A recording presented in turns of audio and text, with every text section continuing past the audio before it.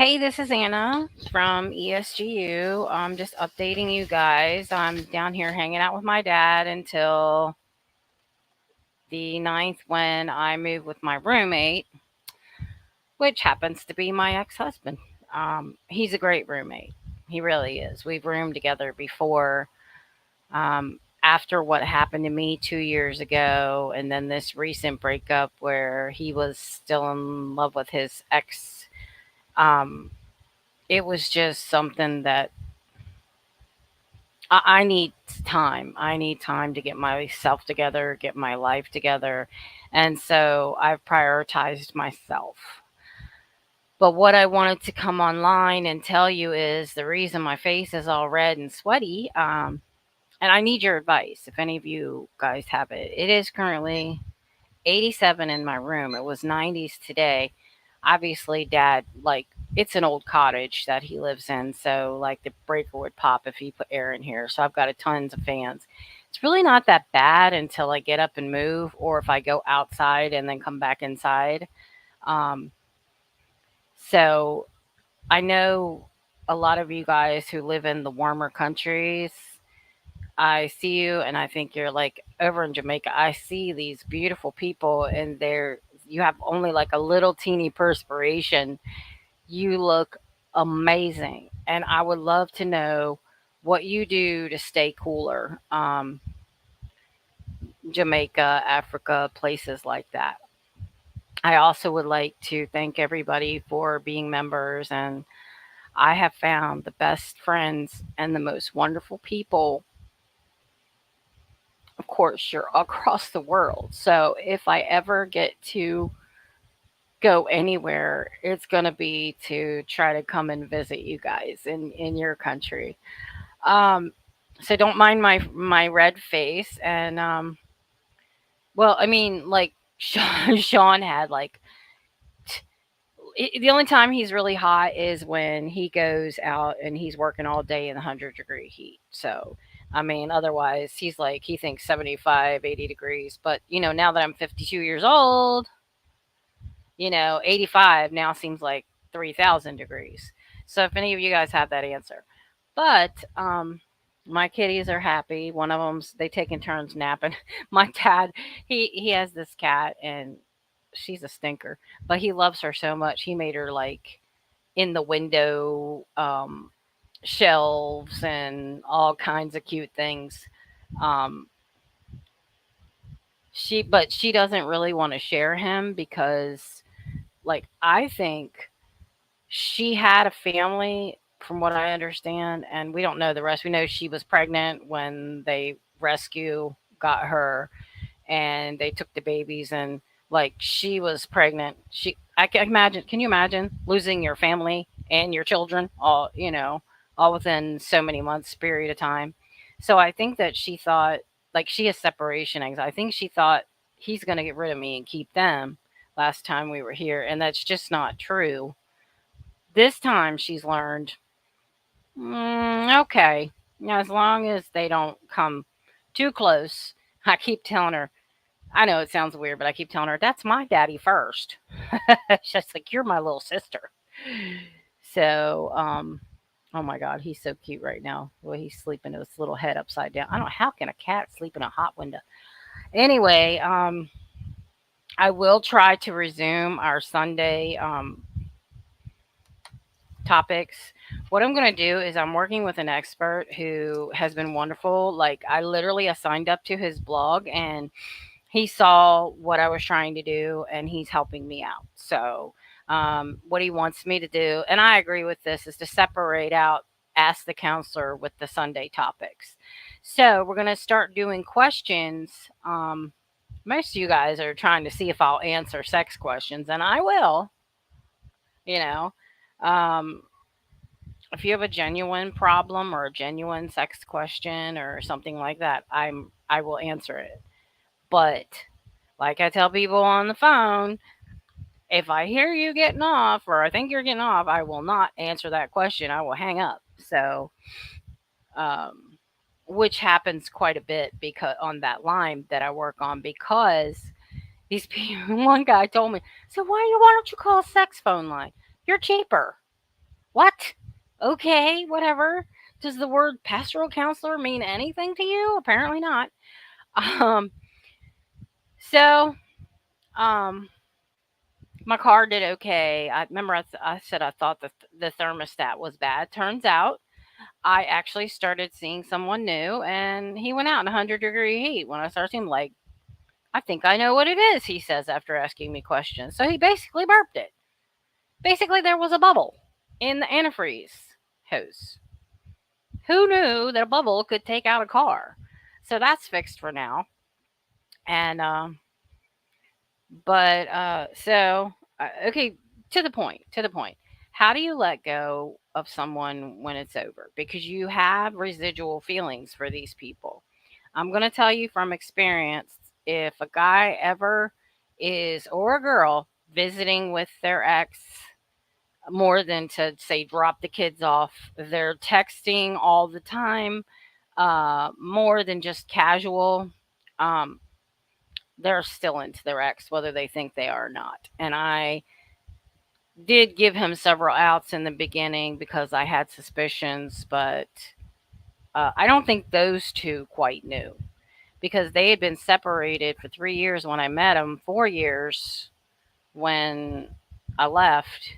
And I got in my spirit that God used me to be, how do I say this without being crude? I'm a pastoral counselor. Basically, get together or separate. There's no in between. You guys got to work it out or you got to let go completely. And I said, well, why, God, would you use me to do that? I would have done that for a total stranger. Why would you make me fall in love with someone? And the problem with that would have been if I was just his friend, she would not have reacted. It would not have set her into, oh my God, I still care about him. So I don't know what's going to happen. I suspect what's going to happen. I don't know what's going to happen between them, but they need to go through that. He has told me he still cares for me, but he has to see that through. You can't. I get that. I don't know if any of you guys have had a breakup with someone and you thought you were going to get back together with them, and you know, for instance, like my high school sweetheart, basically, we still had feelings for each other, but we grew up and we grew apart. So during our separation, he comes over and he says he's going to go. Oh, I'm going to come over for New Year's. Well, he never showed up, so that ended that. But um, I got him back because he likes a certain part of my body, and I rubbed it up against. I was mad, and I rubbed it up against him next time I saw him. SFC, bye. You ain't never getting this. I was in my 20s, guys. Come on, and a lot better looking than I am now too. So I basically I don't understand. I never fully will understand why someone is attached to someone who was not good to them for most of their marriage. But I mean, as a counselor, I understand. My heart doesn't understand. So when Paul, one time my high school sweetheart, I mean, he wasn't mean to me or anything, but we were separated, and I was thinking I was ready to move on, and I dated this guy, and then we Paul and I wanted to try again, and I said, I just basically told the guy, I'm sorry, I care about you, but I really feel like I should try to save my marriage. Well, that didn't work because what ended up happening was Paul wanted me to, I was very close to opening a home daycare. His mom had done it for 30 years. He didn't want me to do that. So I get rid of all that stuff, and he didn't do what he was supposed to do. So, having said that, I fully understand how, especially if you grow up with someone or if it's your first love, you there's a history there. And I'm going to tell you two things 100% of the time, guys. History trumps new, and parents trump you. So, if they have a history with this person and they're still hanging around with them, even any excuse like I'm going to visit the dog or whatever, if or if their parents are involved in all their decisions, say they're living with their parents, it doesn't ever work out. So just move on from that. But holy crap, that they're idiots. You hear that? I don't know if you can hear that. There's a really sharp corner less than a half a mile away, and the river is a creek that goes into a river right around the corner, and it's on a sharp corner. There's a sharp corner, there's a hill. This is where people die because of these young kids doing this, driving 100 mile an hour down a back road. But anyway, oh, why? When we were growing up, I'm not saying there wasn't any stupid people here, but I'm saying on the sharp corner, it's like a L corner, and we would beep. One side would beep, and the other side would beep, and beep. We would know there was somebody there. We'd always have our headlights on. But they don't do that anymore. There's been fatals, and people were driving like maniacs and like that, and there's fatals, and they just don't get it. Sometimes you can't teach people, and right when somebody has even some confusing feelings for their ex, they don't know. They just felt I get him because he did say that he didn't do everything he could have done to save the marriage before. In other words, she likes bluegrass, and he didn't go to bluegrass because he's like sort of a hard rocker guy, and he didn't go do things that she liked to do, but he would want her to do things that he liked to do.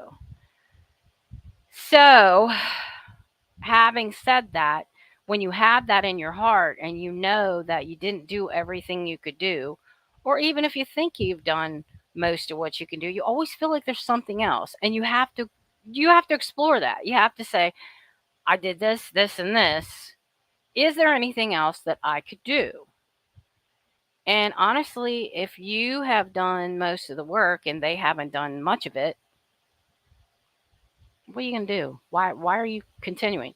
But you can't stop people's feelings, and you can't stop somebody that was his first love, and you can't convince anybody. Have you ever tried to, your parents will try to say this person isn't right for you, and you're especially when you're a teen and you're like, don't talk about my boyfriend or girlfriend that way, and then you find out that they're not.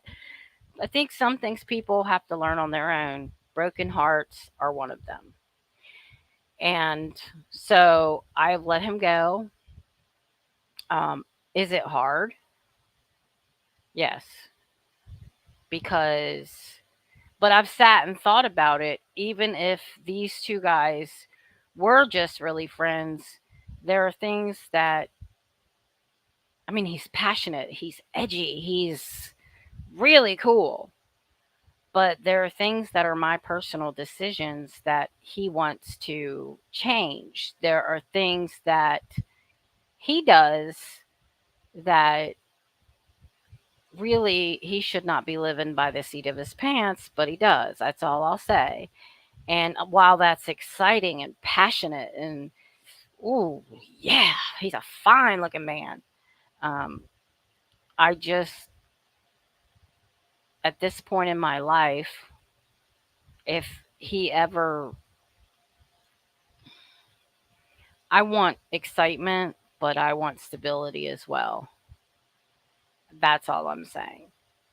And I want somebody who's going to support me for my decisions. And so I'm having a tough time, but I've accepted the fact that he needs to do what he needs to do. And I I know he was upset with himself and he was upset that I had to go, but I just told him I don't want you to be upset. I want you to do what you got to do. I want you to finish, get closure, whatever, because I want you to be happy. Is it is it easy for me to say that to him? Genuinely in my heart, yes, I want him to feel happy, but it's painful for me because this is someone who I spent a year with who came in my life after the abuser, and he gave me back some of what the abuser took away from me. There was only 3 things that I thought I was good at, and then I got with that date kidnapper and he took all 3 away, you know. And I have to admit that Sean gave me all three of those back. So, but it I've accepted that it may or may not be something that can come around again. It maybe I was just there to help him facilitate this closure with his, first love. And the gentleman that I met, of course, a week before I left, is he's exciting. He's funny. He's stable. He's a dad of a 6-year-old. He's passionate. He's cuddly. He's smart. He's giving. So, but guys, the wait and scan. Everything right now, fine, okay? But the wait and scan, remember that. Wait. Do not commit yourself deeply to anyone or have any deep feelings before, I would say, 9 or 10 months, when you get to know, because the very first part of the relationship, that cloud nine stuff, is not real. You miss or ignore a lot of red flags. Um, and we'll see. We're waiting and scanning. I'm stepping back. I'm being mindful. I'm not expecting anything. Although my dreamy romantic side would like to see more. And I know when the new guy touches me or hugs me, I mean, there is definitely a connection there. But, somebody, you can feel that inner connection, but it's what they're showing you that matters, and what they continue to show you on, you know, if you guys ever watch Slime Balls 101, we got to play that. We got to play that. We might play that. Forget Scientology, because you will be on the edge of your seat if you know the kind of dates I had. An example was one man actually came to meet my dad, asked for my hand in marriage. He was married. So I appreciate y'all guys. And please, boy, I'm sounding like a redneck, aren't I? I appreciate you. And if y'all guys have any tips on how to stay cool in this hot weather with no air conditioning, please let me know. Because I am like, oh.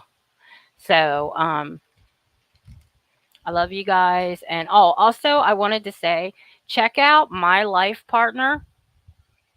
I love her. Her posts are very amazing. I'm going to see if I can put that link up. Edit, because she's one of our members. She is she is fantastic. I think this is her link right here. If it's not, let me know. And I don't know. I just watch her. She sends her videos through. She talks about she has events to talk about how to have a successful marriage and relationship. She's adorable, and she's got a lot of wisdom. And I think even if we're not interested in a relationship, a lot of the things she says can cross over into our other parts of our life. So a give her a look and tell me what you think. Facebook.com/ my life partner. And I've been looking at your guys slowly. I mean, I have over 500 pages to look at. And if you've got good advice, or you're sharing success advice or motivational things, or you're funny in a PG sort of way, I I will recommend your page. But it's going to take time, and I want y'all to be patient with each other, because everybody's like, well, nobody's clicking, nobody's liking, nobody's looking at my stuff. Well, you got to realize we're all trying to get monetized, and so 500 people, looking at 500 to 10,000 people is really it takes time. I would say months and months.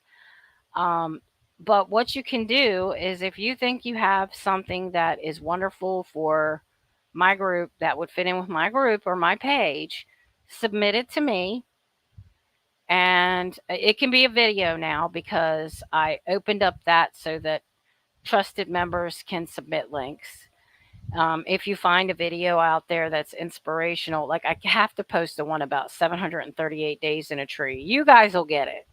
I tried to post it to another relationship site. They said it wasn't relatable. I'm like, how is it relatable? Here's a woman who had to spend 738 days in a tree. She wanted to save the tree.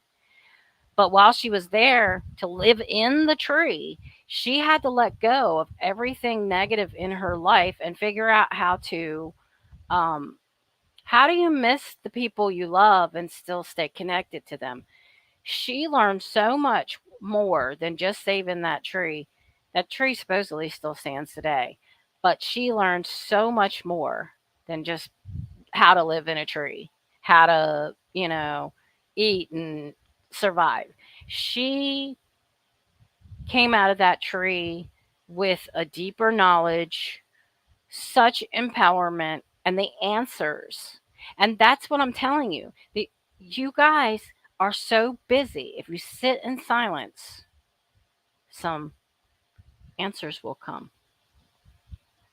The answers always come, but our lines are clogged because we're busy. Think about that. Answer the call. Sit in silence and take the call. All right, guys. I love you, and I'll talk to you later.